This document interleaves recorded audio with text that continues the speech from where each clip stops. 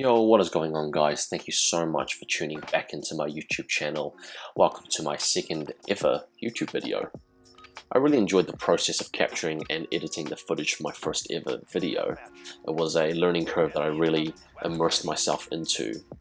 I studied media for about 4 years in high school, so a lot of the stuff made sense, but yet again there are still a lot of new concepts that I'm very excited to learn. And as time goes by, no doubt my production quality of these videos will go up. Hopefully you guys can already see a slight noticeable difference in this video that you're watching here. With that being said, the next thing I wanted to have a chat to you guys about is the future of this channel in terms of what kind of content you will see from this channel. Between a bunch of different concepts, I have a few different hobbies, and these include gaming, obviously, guitar, fitness, streetwear, and sneakers. I do have a platform dedicated to each of these hobbies. For TikTok, I will be uploading guitar videos. Instagram is mostly for sneakers and streetwear posts. And YouTube I was thinking of just keeping as gaming. But the problem here lies is gaming itself is a little bit oversaturated. YouTube gaming really hit its peak around the 2010s. So this brings me to where I see this channel going and what kind of content you can expect to see from me. I will continue to be uploading Call of Duty gameplay. It might not always be Call of Duty. Sometimes it could be Star Wars Battlefront 2 gameplay, Halo, or any RPG that I enjoy playing on the Xbox. The commentary is my point of difference. Here is where I will be talking about stuff going on in everyday life, and in hopes that if it helps at least one of you guys who might relate to some of these issues or are seeking advice, that you find solace in some of the things that I'll be sharing with you guys. Some of these things you can expect to see will be relationship and dating advice, career advice, friends and family, investing, just anything a person in their 20s would be thinking about and going through right now. It is a tough world out there as a millennial or Gen Z, if you will, and there aren't a lot of resources out there. A lot of the advice from the previous generation does not apply to our generation. They lived in a completely different world, and some might argue that the world that we're living in is so fucked up because of them. But that's neither here nor there. Now, for the remainder of this video, in a way to kickstart my new direction for this channel, I will be talking about work-life balance and taking your first step into your career. It might be your new job. You might have just left university, just left some sort of tertiary study, and it's a bit of a learning curve. This conversation, well, this thought popped into my head because I was hanging out with an old friend, a really old friend. We met almost 10 years ago. He's recently moved up to the same city that I'm in now. This is the city that I've been living in for the past 3 years. I graduated before he did, so I left our hometown 3 years earlier than he did. And now he is in the same city as me, and he's taking his first steps in his career, in his working life. He was telling me about how different it is working compared to studying. He's been on the job for almost 2 months now. His profession is very stressful. It is a very prestigious industry or sector, if you will, but you always have to be on high alert. I won't go into detail into what he does exactly, just for the sake of respecting his privacy, but it is a very well-respected profession in our society.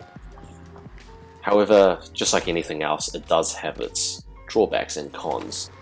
For this role, you are always going to be stressed out. People will be counting on you, and you do make a world of a difference, whether rightly or wrongly. We had a chat about how difficult it can be to adjust from a student life to a working life. The biggest thing that became apparent was time. Suddenly you have a very limited amount of disposable time on your hands. Say, for example, most people start work 8 to 5. That's pretty early in the morning for most people, especially if you have to travel to your place of work. You have to get up way earlier. If you're in a big city, traffic is going to be an issue. So that's even earlier that you need to wake up. And then once you get to your place of work, you start working, be it at an office or a coffee shop or a store. That's 9 hours of your life each day stuck in one spot. But again, it does depend on your position. Some people are lucky enough to be able to move around and travel. But 9 hours essentially in a day, gone. Take away another 7 to 8 hours for sleep, you're left with just over half. Some of the students watching this might think, my God, that's amazing. You not only have half a day to do what you want, but you also get paid, so you have all the money to do what you want.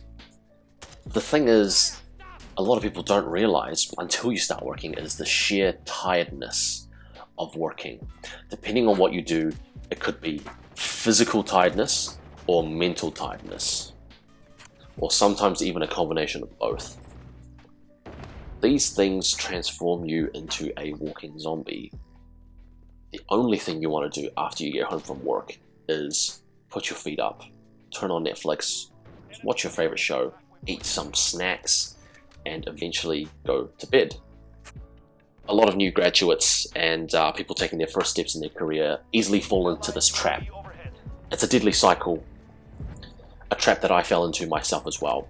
For the first 3 to 6 months of my working life, all I wanted to do was come home and sleep. I didn't want to see anyone. I didn't want to do anything that I usually loved doing when I was younger, such as playing video games. And the last thing I wanted to do was talk to anyone else.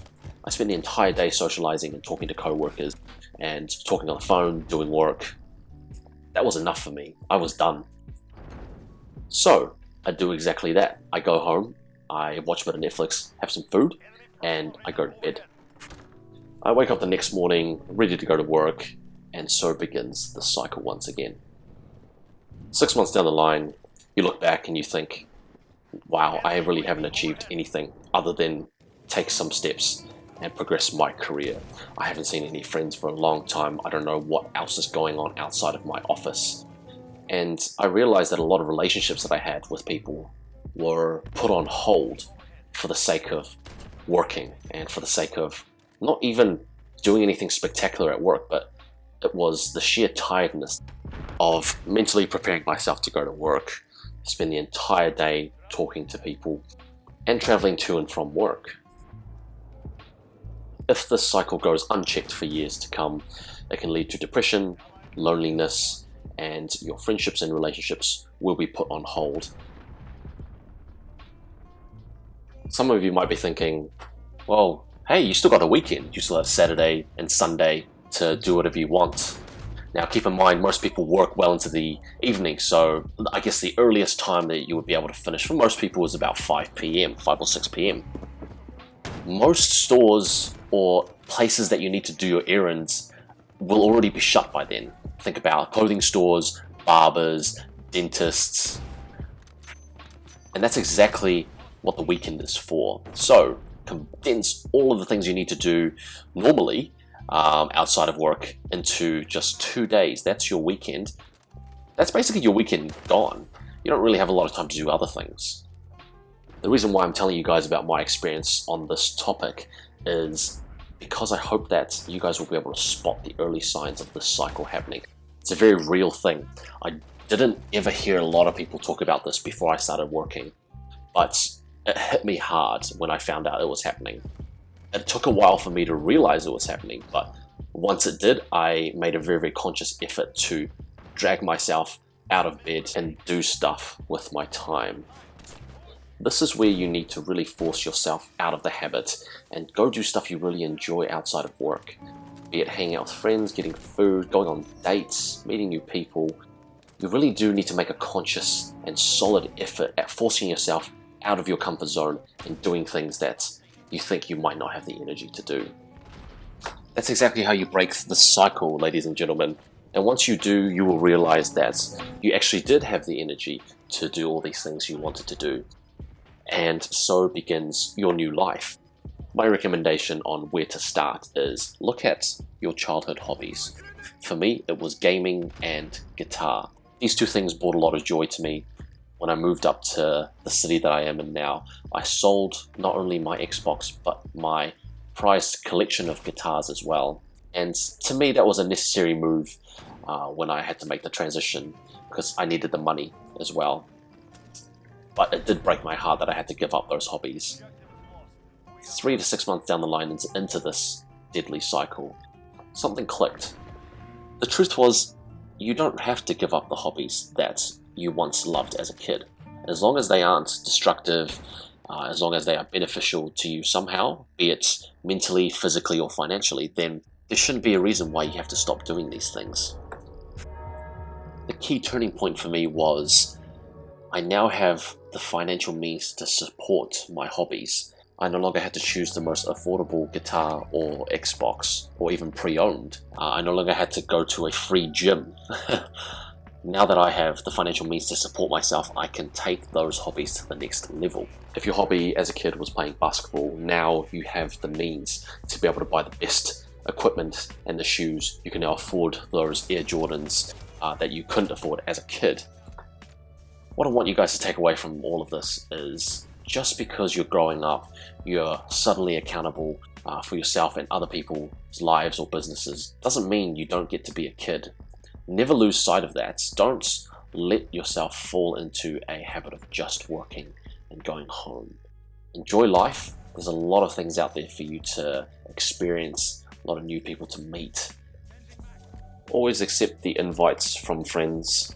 Also reach out to friends as well. Especially if you know someone who has just recently started working, taking their first steps in their career. They might seem fine, but chances are they're also struggling with this change in lifestyle. If they turn you down and claim that they're too busy or tired, that's okay. Give them a bit of space, but always extend the invite wherever you can. Sometimes the offer itself is actually enough for them to realize that there's more to life than just working.